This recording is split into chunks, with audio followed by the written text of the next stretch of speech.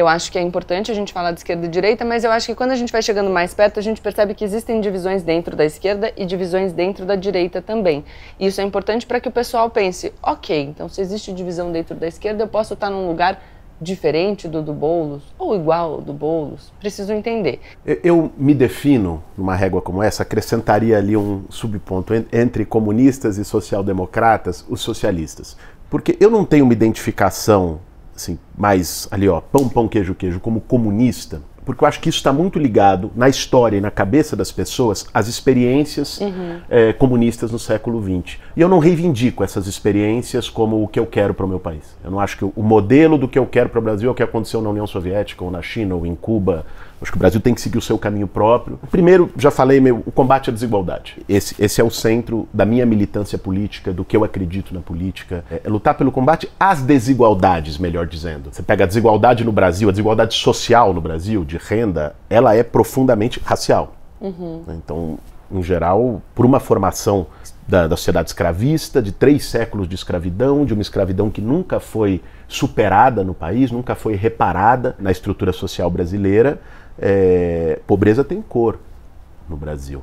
Então, o combate às desigualdades, para mim, é um pilar do que eu acredito. Uma segunda coisa que eu acho importante nesse modelo de sociedade que eu defendo, maior participação popular, maior controle social sobre o poder. O que a gente viu acontecer cada vez mais, numa crise de representação que o mundo todo passa. Eu acho, inclusive, que essa ascensão da extrema-direita, Bolsonaros da vida, são resultados de uma descrença geral com a democracia.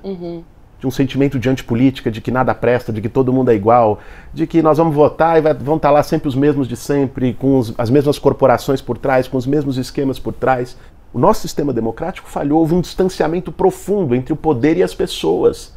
Ir lá, de 4 em 4 anos, se apertar um botão e depois voltar 4 anos depois para dizer se você gostou ou não, isso é muito pouco, isso é muito vazio. Então, eu defendo um modelo em que se fortaleça formas de participação popular, seja com plebiscitos, com referendos, com conselhos, formas de controle da política e do poder pelas pessoas. E tem um pilar ético. O Aristóteles dizia, a política se funda na ética, porque essa ideia dele de que o pensar político tem que se basear em valores, acho que isso ajuda a ressignificar tudo. E para mim o valor mais forte que a gente precisa, né, que a sociedade precisa, que a humanidade precisa, é o valor da solidariedade. Ter a solidariedade não só como um gesto individual, sabe, de se ajudar alguém. Sim, sim. Mas eu acho que é mais do que o gesto individual. É uma coisa de princípio organizador da sociedade. As pessoas têm uma visão intelectualizada da história. Que o que move a gente são ideias, ideologias. Né? Eu acho que o que move a gente, sobretudo numa militância, é antes de tudo sentimento. É uma coisa, sabe, de valores arraigados. Não é fácil, cara, você, com uma política tóxica, num Brasil bolsonarista, você permanecer. O que sempre me deixou o pé aqui e não me permitiu fraquejar foi esse sentimento. A gente está muito condicionado para a indiferença. A empatia, ela supera barreiras e ela é o ponto de partida da solidariedade. Eu acho que a solidariedade é uma espécie de uma empatia ativa. É quando você sente a dor do outro, quando você é capaz de sentir o sofrimento dos outros e transforma isso em ação. Então, eu acho que essa ação solidária, para mim, é o ponto de partida da militância. E ela é um pilar de um outro projeto de sociedade. Quando a gente fala em economia, é muito comum falar que os liberais têm uma agenda totalmente voltada para a privatização, Estado mínimo é o Estado ideal num país como o Brasil. Por exemplo, nesse aspecto, embora eu seja liberal na economia, eu não concordo.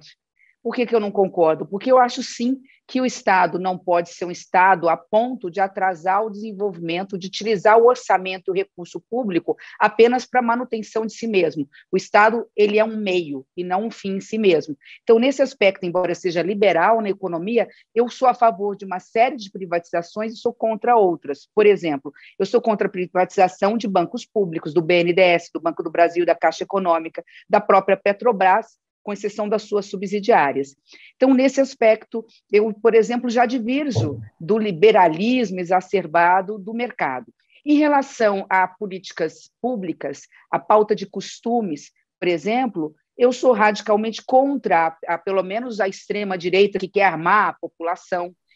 Sou contra você ter retrocesso em relação à pauta de costumes, a querer colocar todo mundo numa mesma caixinha, como se todo mundo fosse igual, e eu me aproximo muito da esquerda nessa pauta de políticas públicas. Então, nesse aspecto, Gabriela, eu falo assim que eu sou mais uma pessoa de centro. Aquele provérbio popular, muito comum, né? A virtude está no meio, talvez seja algo que eu me identifique muito, não só, repito, na minha vida privada, como na minha própria conduta profissional e conduta política. Continuo reivindicando a boa tradição do que representa a ideia de uma sociedade dos comuns, de uma sociedade que compartilha, de pessoas que identificam que os problemas são estruturais e não conjunturais, da ideia de que nós devemos lutar, como dizia a Olga, pelo belo e pelo justo para todos, né? Eu entendo também que muitas pessoas identificam nessa palavra a reivindicação absoluta das experiências socialistas no mundo.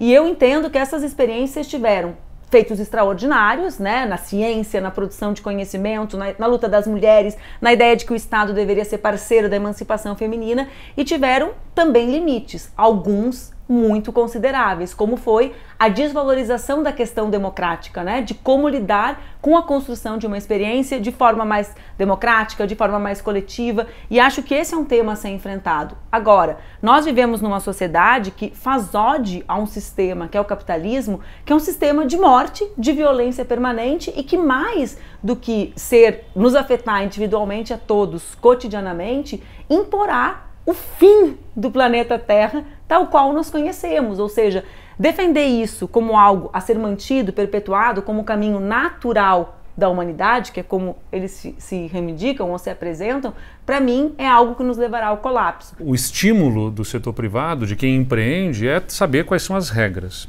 claramente, e saber que essas regras não serão quebradas.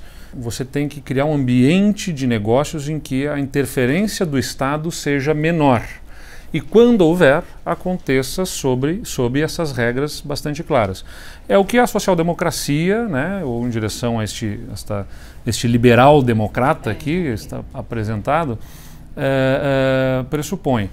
O privado consegue ter mais eficiência que o público em determinados setores, e a dificuldade da eficiência do público está muito que você tem que criar regras para que o público não seja utilizado pelo governante de plantão a seu bel prazer. Acho que toda a burocracia do Estado, acho que a gente for olhar no passado, assim, a burocracia foi criada no Estado brasileiro, especialmente no período Vargas. Tudo que a gente tem no Estado hoje, como ele funciona, as regras para admissão de servidores, a regra para os contratos, você tem que fazer licitação, toda esta burocracia para quê? Para que o governante de plantão não use a máquina para si ou para os seus.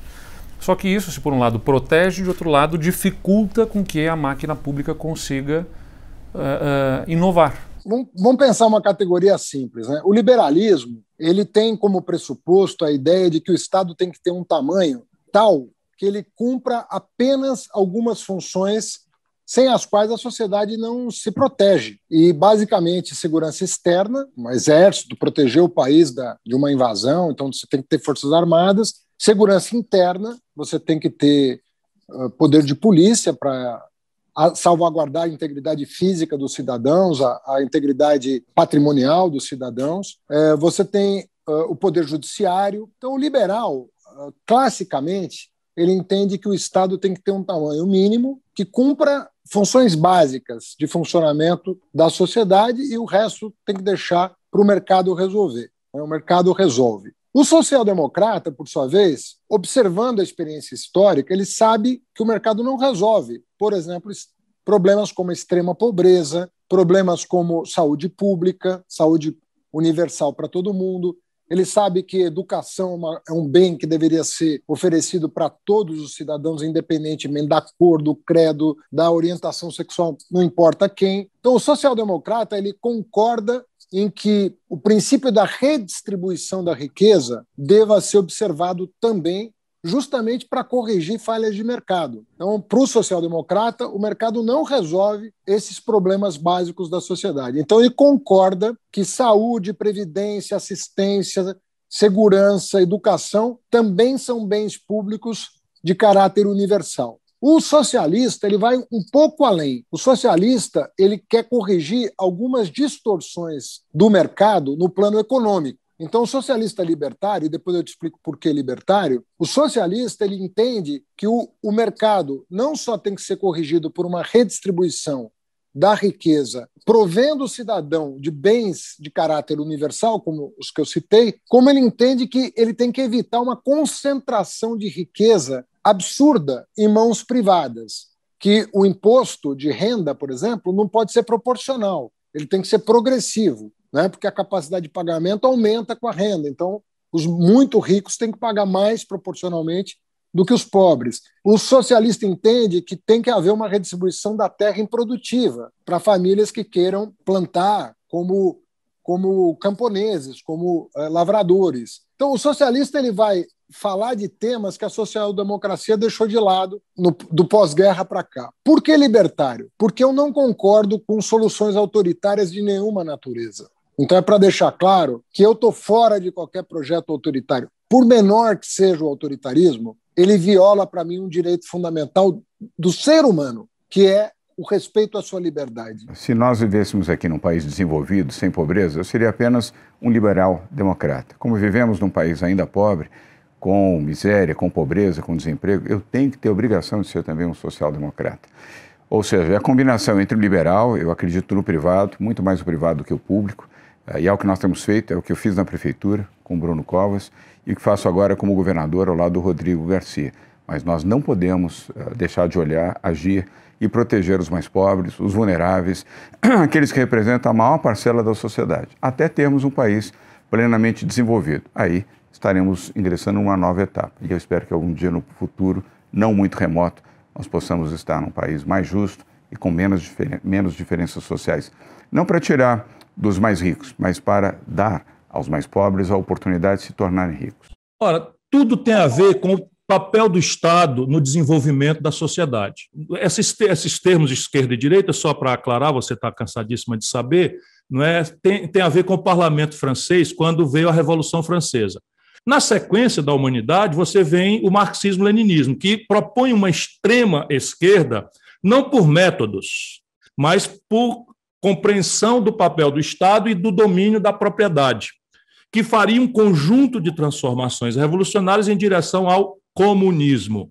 E a direita, pós-marxismo-leninismo, acaba se aferrando numa concepção extrema do lado oposto, em que vai, até por negação, menos por afirmação, porque também não há teoria, não é, de um capitalismo raso que descomprometa o Estado de tarefas coletivas. Isso não existe. Quando você vai ler Adam Smith, que seria, teoricamente, o grande formulador do capitalismo liberal, ali está declarado com muita explicitude, com muita clareza, de que o capitalismo deixado solto produz inequidade, injustiça, a concentração de renda e acaba por abolir o próprio mercado pela tendência ao truste, ao cartel, ao oligopólio, ou seja, ao combinemos entre poucos concorrentes para expoliar o consumidor sem concorrência. Os europeus viraram o teatro da Guerra Fria. Então havia ali uma emergência vitoriosa contra o extremismo de direita, nazi-fascista, mas os sócios da vitória se extremaram numa nova guerra conceitual. O modelo comunista, puxado pela União Soviética, que é internacionalista, que quer exportar essa institucionalidade, até porque no marxismo-leninismo não existe uma nação socialista. Ou o mundo é socialista como um todo, ou, diz a teoria, não se alcançou ainda o socialismo. Esse conflito entre o capitalismo vitorioso na América do Norte, com uma vitória moral muito grande, as liberdades, as franquias, a democracia foi muito, muito fortalecida moralmente, intelectualmente, com a vitória dos aliados, especialmente o Reino Unido e a América do Norte, contra o nazifascismo. Mas a vitória também foi partilhada pelos soviéticos. Então, o gênio político europeu foi construindo uma evolução institucional que buscava uma síntese dos dois, aproveitando o melhor dos dois mundos, que seria a liberdade, que o capitalismo oferece e propõe, o mundo liberal, e a igualdade entre as pessoas, que o mundo socialista propunha como mito, como ideologia, como ideal a ser perseguido. Aí nasceu a social-democracia, que, para existir, criou um estado de bem-estar social, caro de ser sustentado, E isso explica também a evolução contemporânea.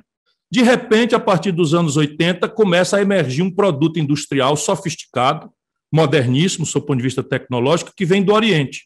O Japão, a Coreia do Sul, Vietnã, a Malásia, Singapura e a portentosa China. E esse produto vem competir no mercado europeu e em terceiros mercados sem a cunha de financiamento do estado de bem-estar social.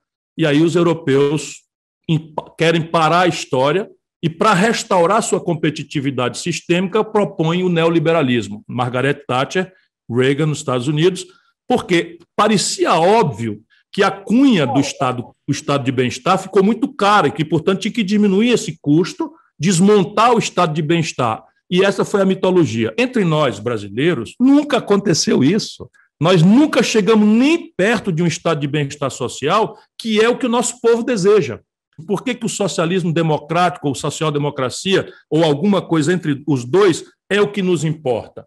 Porque há um estoque de problemas ancestrais que nós herdamos da escravidão, né? A propriedade privada da terra no Brasil não é um fator de produção, é um símbolo de status, pelo qual ainda se matam pessoas. A depredação do meio ambiente ainda anuncia, em pleno século XXI, segunda década, um modo insustentável de produção que o mundo vai repudiar, não vai comprar mais em algum momento. O Brasil vai ser um pária internacional, como está se transformando, porque nós estamos aceitando passivamente essa especialização produtiva de pagar um modo de vida moderno, pelos celulares, computadores, meios de diagnóstico médico, química fina sofisticada, com milho, soja, frango, bode e minério de ferro e petróleo bruto in natura. Isso não será resolvido pelo espontaneísmo individualista das forças do mercado. Elas têm uma importância absolutamente essencial, mas a vida humana, na sua complexidade, não se realiza apenas no retorno ótimo à alocação de recursos escassos. Portanto, o povo brasileiro, se você perguntar na prática, quem você acha que é responsável pela sua saúde e da sua família? Elas vão responder por 86% que é o governo o responsável pela saúde. O que sai daí uma vontade de um estado de bem-estar social. Pergunta para o povo se o povo acha que a educação sua e de sua família é tarefa das empresas, é tarefa individual, da pessoa física, ou essa é a tarefa do governo. 90% vai dizer que é do governo. Depois você pergunta desenvolvimento, entendido pelo povo como oportunidade de trabalhar e receber um salário decente na vida útil e uma aposentadoria minimamente justa para a hora da dificuldade. 80% vai dizer que o Estado é o responsável por promover isso. Por isso que os liberais modernos, os ultradireitistas como o Bolsonaro, tentam trocar o ambiente do debate, onde estão essas questões flagrantes em que o povo quer um Estado coordenador, o povo quer a liberdade econômica, o povo quer o respeito à propriedade privada, mas o povo quer um Estado que promova a superação da miséria, da desigualdade, do hiato de infraestrutura e qualifica o capital humano com saúde, com educação, com segurança. Aí o que eles fazem? Trocam o ambiente de debate, passam a discutir moralismos, passam a discutir religiosidade. Olha, primeira coisa, eu acho que a gente pode dividir assim, fazendo uma primeira grande divisão, que são as pessoas que acreditam que as soluções virão do cidadão, do indivíduo, e um outro grupo que acredita que a solução virá do Estado. Eu sou desse primeiro grupo, que acredita que o cidadão que deve ser o protagonista, ele é o melhor gestor da sua vida e, portanto, as soluções virão sempre do cidadão, né? E, assim, alguns pilares que eu acho fundamentais. Primeiro, nada que o Estado fornece é gratuito, então um conceito que eu tenho sempre muito presente. O cidadão é que é o agente de mudanças de fato, e você tem que ter liberdade com responsabilidade, né? As pessoas têm que ter a sua liberdade, obviamente você tem a contrapartida dessa liberdade, mas acho que esses são os pilares que acabam norteando muito o que eu penso ideologicamente e o que ajuda, na minha concepção, a construir soluções ou a propostas para o Brasil, né? Não, porque eu acho que entre a social-democracia e a extrema-esquerda a distância é muito grande, né? Enfim, aí, claro que, dependendo de cada leitura, de cada olhar, tem significados diferentes, né? O que parte da sociedade entende como extrema-esquerda pode não ser algo vinculado a princípios, a opiniões, e sim a atitudes violentas, o que eu não caracterizaria assim, acho que isso é outra coisa, né?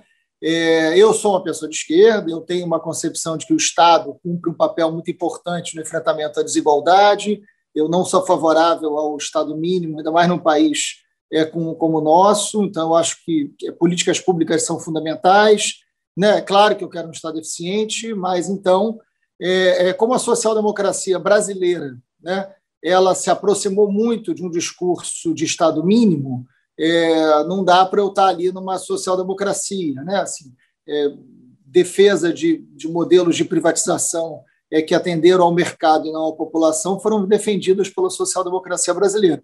Então, evidentemente que eu estou ali numa posição à esquerda da social-democracia, mas entendendo e defendendo políticas públicas de Estado, mas longe de uma postura sectária, né? Longe de uma posição de não diálogo, longe de uma posição de não alianças, de entendimento comum na defesa da democracia. Então, acho que é por aí um pouco a minha autodefinição.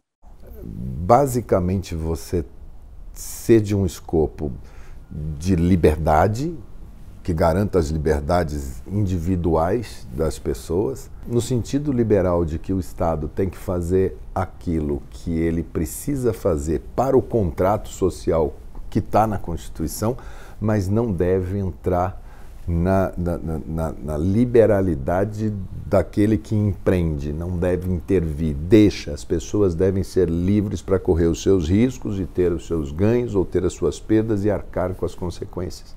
Mas o Estado tem que dar igualdade, paridade para que essa luta do que a gente quer de oportunidade para que cada um exerça a plenitude, e é onde eu acabo me desentendendo com esse Estado brasileiro, é exatamente na performance, na falta de oportunidade igual. Eu acho que essas categorias têm sim o seu conteúdo histórico, têm sim o seu referencial como identidade para muitas pessoas, e eu respeito, mas eu costumo dizer que não fico nesses rótulos. Eu procuro buscar, nesse momento, diante de uma crise enorme, que eu considero que é uma crise civilizatória, eu procuro buscar novos paradigmas, que eu acho que é isso que o mundo está precisando. Então, eu costumo dizer que sou sustentabilista progressista. Uau! E onde será que... Então, a gente consegue te colocar em algum lugar na régua, mais ou menos, ou você acha que essa régua não serve para muita coisa?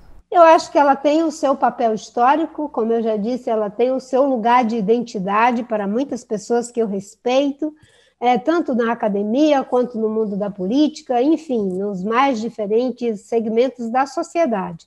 Mas na busca de novos paradigmas, para mim, o que faz uma condensação daquilo que são as melhores contribuições advindas do ideal da Revolução Francesa, igualdade, liberdade, fraternidade, as melhores contribuições do socialismo humanista, para mim a nova síntese, a nova condensação é o ideário sustentabilista. Primeiro, muitas coisas aconteceram nos últimos anos, então esses termos, os mais novos, vêm do pós-guerra, faz muito tempo. E aí, obviamente, eles não dão conta de explicar o nosso mundo de hoje. Direitos LGBTQIA+, não era uma questão, infelizmente, décadas atrás. Combate ao aquecimento global também não era uma questão. Muitas questões econômicas foram se tornando cada vez mais complexas. Uma economia de pós-guerra mais intervencionista não é a mesma que a gente tem hoje. Então, é por isso que esses termos eles ficam muito distantes da realidade. E aí eu prefiro sempre explicar, olha, o que eu estou priorizando?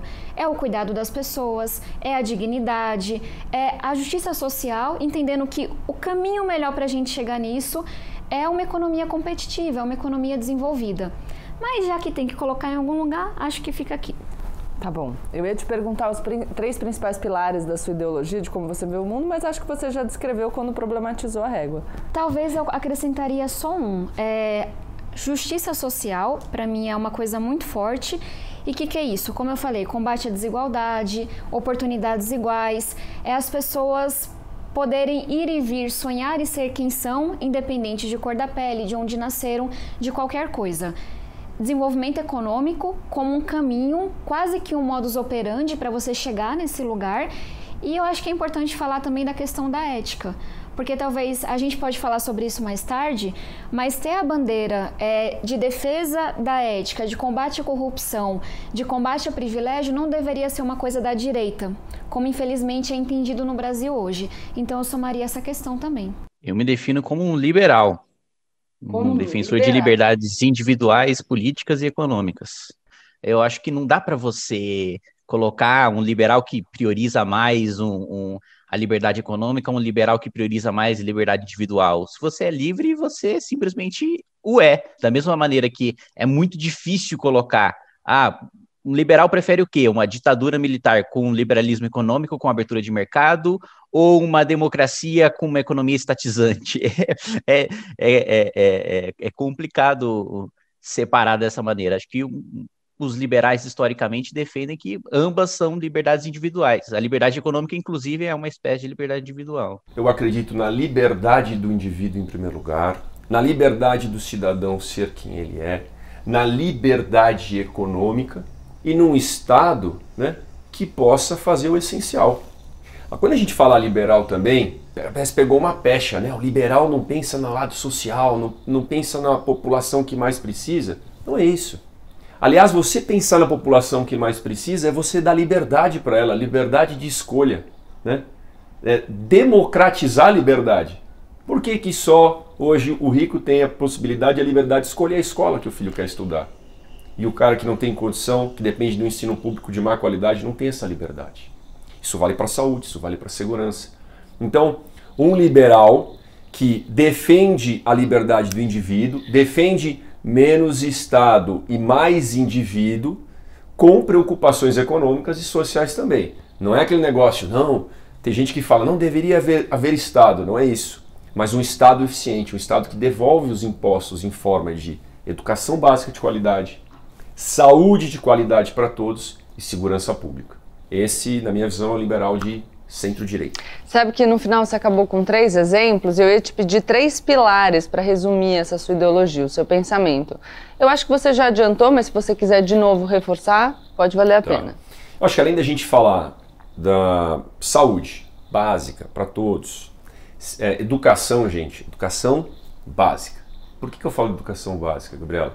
Porque a educação no Brasil hoje é como você construir uma casinha começando pelo telhado. Bota um telhado bonitão, nem tão bonito assim, mas não tem sustentação. Não tem os pilares, bota um monte de palito de dente para segurar. Porque a população chega, às vezes sai do ensino médio e tem dificuldade com alguns conceitos para entrar na faculdade. Então, mais investimento no básico e o superior, aí a gente pode ter mais parcerias público-privadas. E a segurança pública, que esse é um papel do Estado, não dá para privatizar a segurança pública para ter o direito de ir e vir. Não é Estado inexistente, Estado mínimo, algumas palavras que por exemplo, privatiza tudo, nós vamos falar de privatização lá na frente, tá? Mas é um Estado que devolve os nossos impostos nas prioridades. O artigo 5º da nossa Constituição traz, e como nenhuma outra Constituição da nossa história até agora trouxe, traz a concretização de todos os direitos individuais, coletivos e com as garantias desses direitos que foram assegurados à humanidade desde a Revolução Francesa.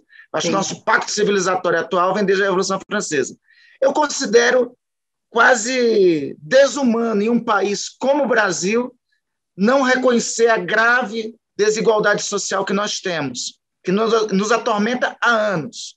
Então, por isso, meu perfil político considera central a consagração e a defesa dos valores individuais, mas como tarefa civilizatória a redução das gravíssimas desigualdades sociais que nós temos em nosso país. Primeiramente, eu acho muito interessante quando você traz, na verdade, esses vários espectros assim da política, um olhar mais ideológico, né? É exatamente o dinamismo da vida, né? Você pega a coisa estrita, você pega direita e esquerda, né? Daí você vai vendo que ao longo da vida, ao longo da história da humanidade, isso vai se renovando, né? Isso vai se renovando, isso vai se reconstruindo. Você analisa, por exemplo, um pouquinho mais lá atrás, você vê lá o socialismo, o comunismo, né? Você vem para cá para o capitalismo. Então, a partir disso, você vai tendo uma renovação de movimento, você vai acompanhando o dinamismo da sociedade e aí você vai criando novos rótulos, eu diria assim, né? Por exemplo, o meu partido, Gabriela, é bem isso. A origem do meu partido é o Partidão, o Partido Comunista do Brasil. Depois a gente vem com o Partido Socialista, então você vem lá com o PPS, Partido Popular Socialista, e hoje nós temos Cidadania. Então, eu diria, viemos como comunista, evoluímos para socialista e hoje estamos na cidadania. Então, você vai vendo que esse dinamismo da sociedade brasileira te obriga, na verdade, a te recompor, né? A te refazer, a te adaptar às necessidades do mundo atual, né? E quando eu falo, e aí a Marina citou o caso da sustentabilidade, né? A sustentabilidade é muito transversal, é você ver o meio ambiente e o ser humano de forma intercalada, não é? Um não pode viver sem o outro, né? Então, essa junção ela faz com que você olhe a sustentabilidade de forma transversal em tudo, inclusive na política, né? Porque aí é ver a vida, é ver o ser humano, é ver o meio ambiente, é pensar a política partidária a partir do olhar também ambiental, né? Então, eu acho que é necessário você criar novos momentos da sua vida, né? Então, por isso que eu acho que eu estou encaixada ali um pouco mais entre esses dois pontos que você colocou, mas é muito legal. Eu acho que esse é um debate importante para a sociedade, para a política, para a juventude, para aqueles que, muito embora não tenha 18 ou 20 anos, tenha lá seus 40 ou seus 50 anos, mas está começando na política, então é muito importante que a gente possa saber onde é que a gente está, até para a gente poder demarcar novos momentos, né? Ter novos marcos regulatórios, ter um novo momento, ter uma nova história de vida. A gente tem que se refazer a cada dia, né? E esse tempo agora como político está me mostrando é que menos importante é pensar em ideologia, muito mais importante é ter qualificação e honestidade. Dentro disso, do que eu estou vendo no Brasil e tudo que eu pude estudar, a redução da desigualdade ao lado de uma economia mais sólida, de um projeto de educação que realmente seja renovador, permite a gente imaginar um novo país. Acho que seriam esses 3 eixos. Dentro deles, claro, você vai ter transversalmente um monte de coisas. Tem que ter uma nova segurança pública, uma justiça mais rápida. Você tem que ter políticas públicas e orçamento mais transparentes. Você tem um orçamento que é totalmente opaco.